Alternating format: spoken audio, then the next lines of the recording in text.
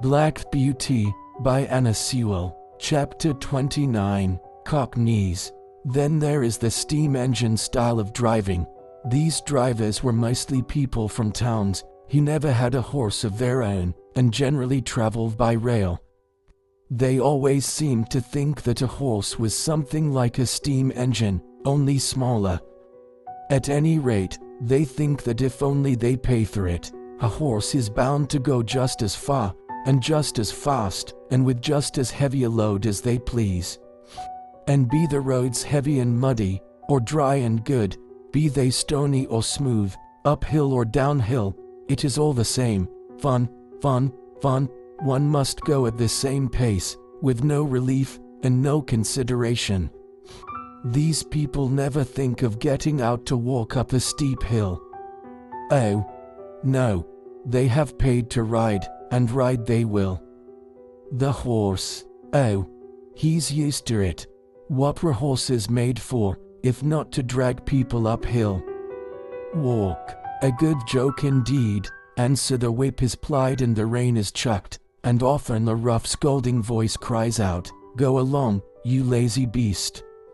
And then another slash of the whip, when all the time we are doing our very best to get along, and complaining and obedient, though often sorely harassed and downhearted. This steam engine style of driving wears us up faster than any other kind.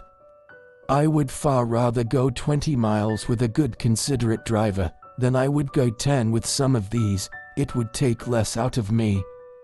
Another thing, they scarcely ever put on the drag, however steep the downhill may be, and thus bad accidents sometimes happen.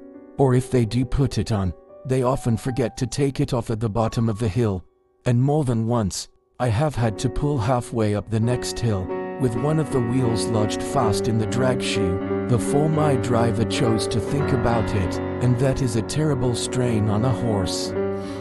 Then these cockneys, instead of starting at an easy pace as a gentleman would do, generally set off at full speed from the very stable yard, and when they want to stop, they first whip us, and then pull up so suddenly that we are nearly thrown on our haunches, and our mouths jagged with the bit. They call that pulling up with a dash. And when they turn the corner, they do it as sharply as if there were no right side or wrong side of the road. I well remember one spring evening I and Rory had been out for the day. Rory was the horse that mostly went with me when a pair was ordered, and a good honest fellow he was. We had our own driver, and as he was always considerate and gentle with us, we had a very pleasant day. We were coming home at a good smart pace about twilight. Our road turned sharp to the left, but as we were close to the hedge on our own side, and there was plenty of room to pass, our driver did not pull us in. As we neared the corner, I heard a horse and two wheels coming rapidly down the hill towards us.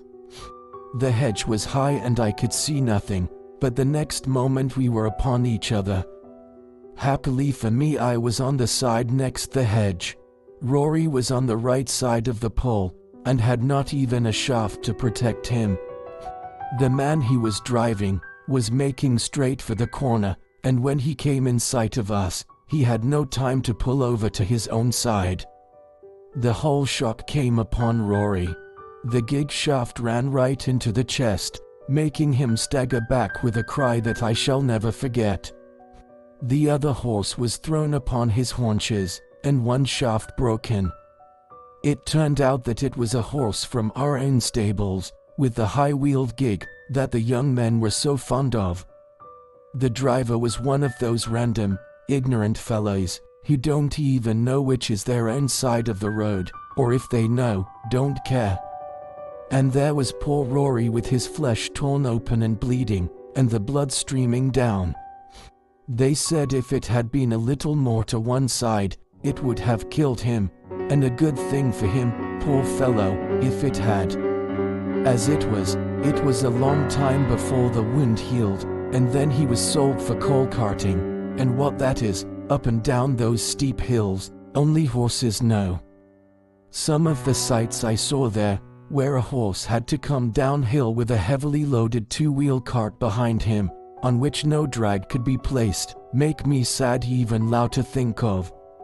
After Rory was disabled, I often went in the carriage with a man named Peggy.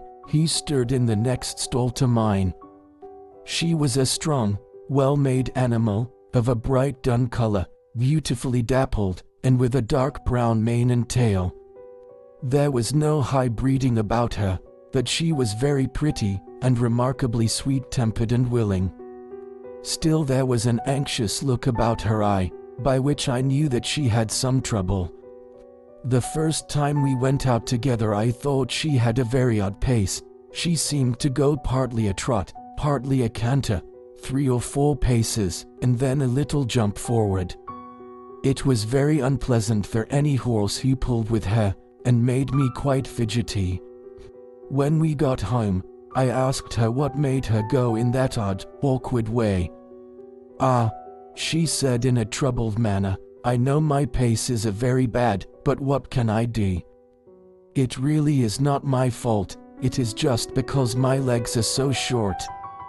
I stand nearly as high as you, but your legs are a good 3 inches longer above your knee than mine, and of course you can take a much longer step and go much faster.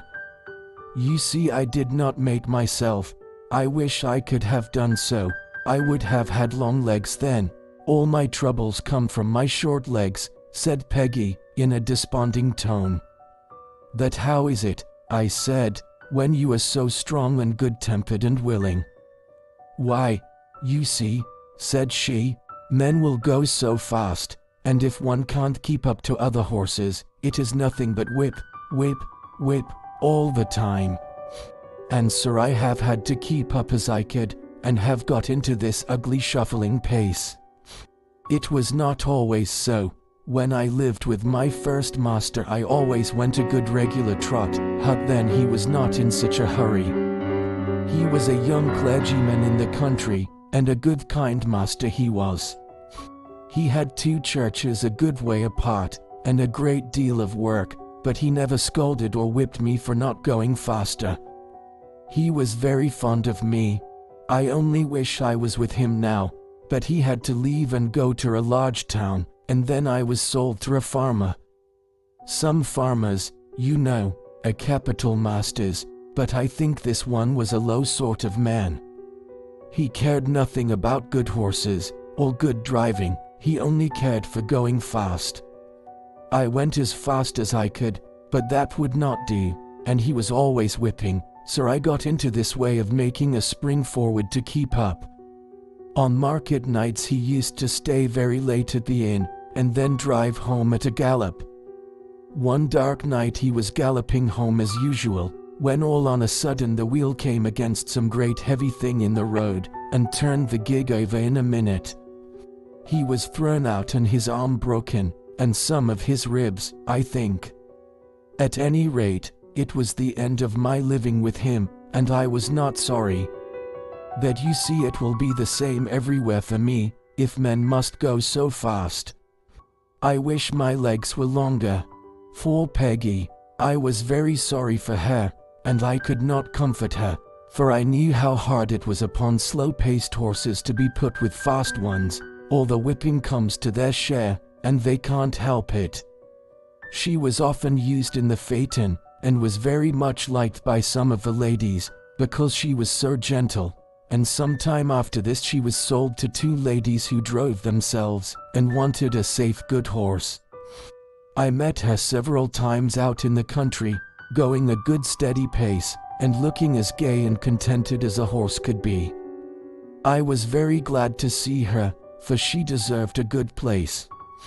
After she left us, another horse came in her stead. He was young, and had a bad name for shying and starting, by which he had lost a good place. I asked him what made him shy. "Well, I hardly know," he said. "I was timid when I was young, and was a good deal frightened several times, and if I saw anything strange, I used to turn and look at it. You see, with our blinkers, one can't see or understand what a thing is unless one looks round. And then my master always gave me a whipping, which of course made me start on, and did not make me less afraid. I think if he would have let me just look at things quietly and see that there was nothing to hurt me, it would have been all right, and I should have got used to them. One day an old gentleman was riding with him, and a large piece of white paper or rag blew across just on one side of me. I shied and started forward. My master as usual whipped me smartly, but the old man cried out, "You're wrong. You're wrong. You should never whip a horse for shying. He shies because he is frightened, and you only frighten him more and make the habit worse. Sir, I suppose all men don't do so. I am sure I don't want to shy for the sake of it, but how should one know what is dangerous and what is not, if one is never allowed to get used to anything? I am never afraid of what I know. Now I was brought up in a park where there were deer. Of course, I knew them as well as I did a sheep or a cow, but they are not common, and I know many sensible horses who are frightened at them, and who kick up quite a shindy before they will pass a paddock where there are deer. I knew what my companion said was true, and I wished that every young horse had as good masters as Farmer Gray and Squire Gordon. Of course we sometimes came in for good driving here. I remember one morning I was put into the light gig and taken to a house in Pulteney Street. Two gentlemen came out. The taller of them came round to my head.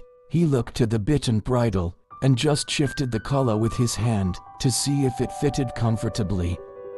"Do you consider this horse wants a curb?" he said to the ostler.